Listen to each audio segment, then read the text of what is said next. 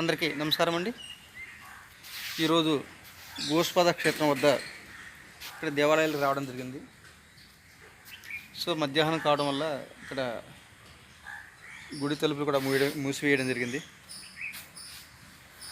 అయినప్పటికీ నా సబ్స్క్రైబర్ల కోసం ఖచ్చితంగా ఈ దేవాలయాల యొక్క ప్రాముఖ్యత గురించి చూపెట్టాలని చెప్పి ఉద్దేశంతో రావడం జరిగింది.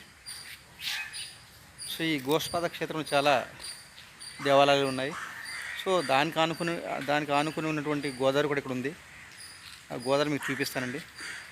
సో దానికంటే ముందు మన ఇక్కడ గోష్పాద క్షేత్రంలోనే శ్రీ బాల త్రిపుర సుందరి సమేత సుందరేశ్వర స్వామి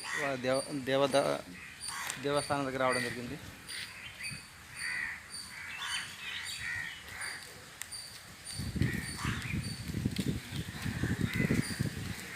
ఈ ప్రదేశం కూడా చాలా పీస్ఫుల్గా ఉంది. సో ఇక్కడ చాలామంది భక్తులు రావడం జరుగుతుంది, కానీ ఈ మధ్యాహ్నం పూట గుడి తలుపులు మూసివేయడం ద్వారా ఎవరు రాలేదు. సో మార్నింగ్ అదేవిధంగా ఈవినింగ్ టైం అయితే ఖచ్చితంగా ఇక్కడ వస్తారు.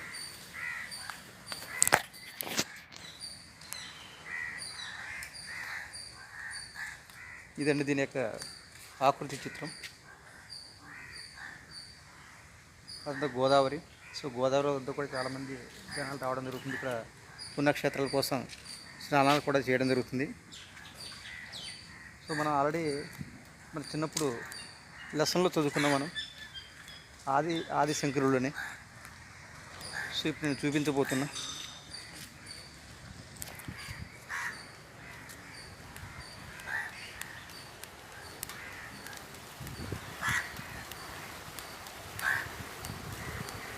గోష్పాద క్షేత్రం వద్ద జగద్గురు ఆది శంకరులు చిన్నప్పుడు అంటే మా మతాన్ని బాగా ప్రచారం చేయడంలో ఆది శంకరాచార్యులు కూడా ఆ పేరును మనం విన్నాం.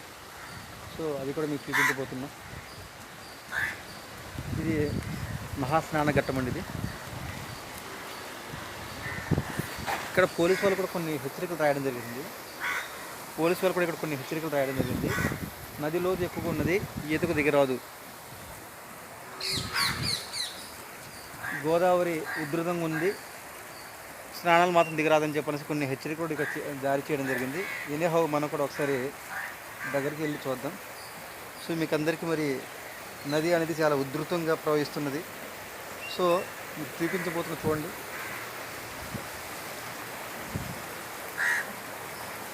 యాక్చువల్లీ మనకు అది నిచ్చెనలా కనిపిస్తుంది చూడండి. ఇది అంటే వర్షం రాకముందు యాక్చువల్లీ అలాగా మనం వెళ్ళడానికి ఒక వేలాగా ఉండేది, కానీ పూర్తిగా వాటర్లో నిండిపోయింది. అదేవిధంగా అక్కడ పరమేశ్వర స్వామి ఇక్కడ ఈశ్వరుడు సంబంధించిన విగ్రహం ఉండేది, అది తోటలో మొత్తం మునిగిపోయింది అది. సో వర్షాలు తగ్గితే కానీ గోదావరి ఉధృతి తగ్గితే కానీ మనం ఇక్కడ మళ్ళీ స్నానాలు చేయడానికి అవకాశం ఉండదు.